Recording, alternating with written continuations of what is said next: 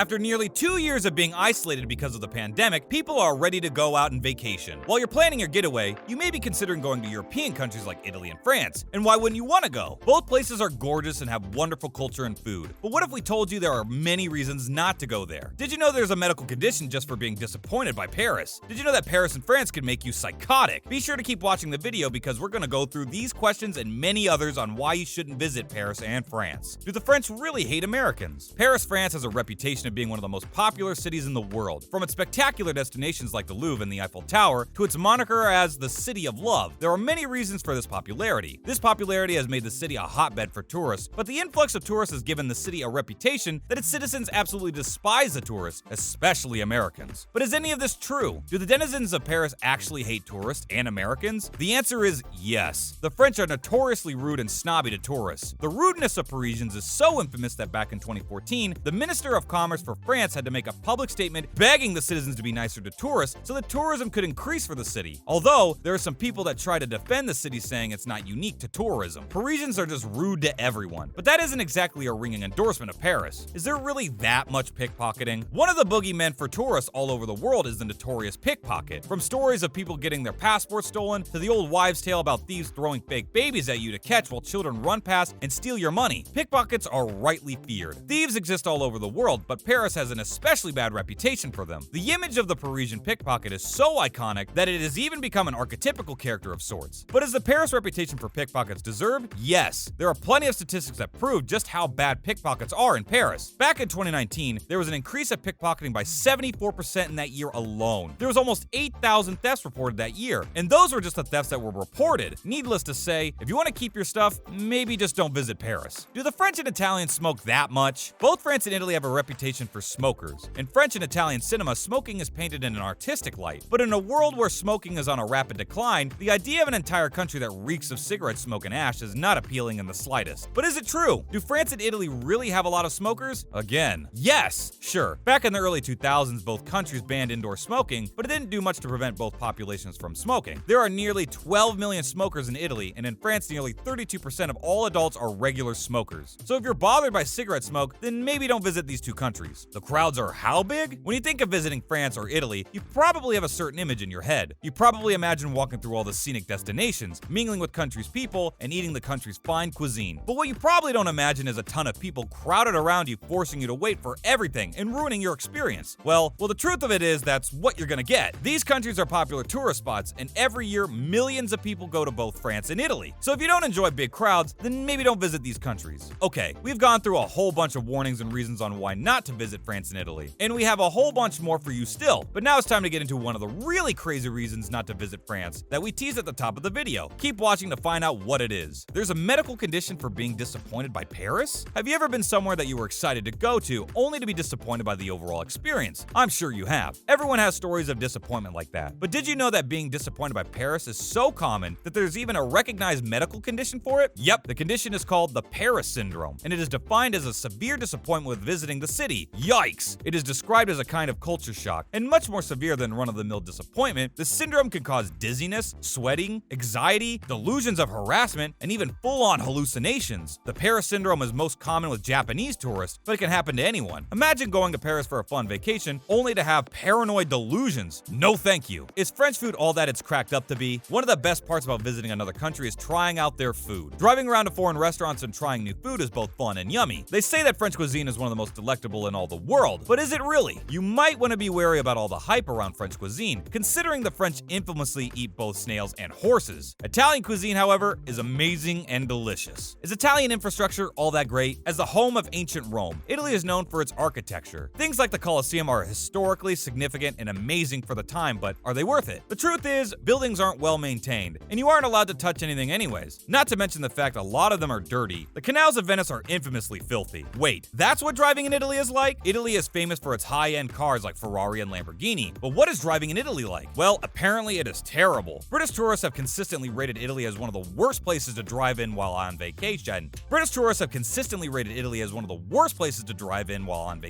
This is due to a combination of terrible infrastructure and reckless drivers. There are also incredibly strict traffic laws in Italy, so not only could you get killed driving there, you might also find yourself with a huge international traffic fine. Yet another reason to stay away from Italy. We have shown you tons of amazing reasons not to visit Italy and France. There are mundane reasons like pickpockets and crazy reasons like the Paris Syndrome. But we have one more reason to show you, and it's a crazy one. So keep watching to the end and we'll get into Stendhal Syndrome. France and Italy can make you crazy? There are tons of amazing art museums in both France and Italy. Both countries are home to some of the best pieces of art on the planet. People come from all over the world to view this art and are often filled with a sense of awe. But did you know that this sense of awe can be deadly? That's right. There is a recorded medical phenomenon known as Stendhal Syndrome. The syndrome is a psychosomatic condition that occurs when a viewer sees a great piece of art that makes them overly emotional. It can cause rapid heartbeat, fainting, confusion, and even hallucination. The syndrome is named after the author Stendhal, who was one of the first people to experience the phenomena. He wrote of the experience, "I was in a sort of ecstasy from the idea of being in Florence, close to the great men whose tomb I had seen, absorbed in the contemplation of sublime beauty. I reached the point where one encounters celestial sensations. Everything spoke so vividly to my soul. If I could only forget. I had palpitations of the heart. What in Berlin they call nerves. Life was drained from me. I walked with the fear of falling. Seeing amazing art can be fun and all, but maybe it isn't worth all that." Well, there you have it. Those were some of the most interesting reasons on why you shouldn't visit France and Italy. We went through the mundane like pickpockets and smokers to the insane like Paris Syndrome and Stendhal Syndrome. What do you think? Did this video deter you from visiting Italy and France, or are you still going to visit the Louvre and have a slice of authentic Italian pizza? Let us know in the comments below. Don't forget to like this video and subscribe to the channel as well. Thanks for watching!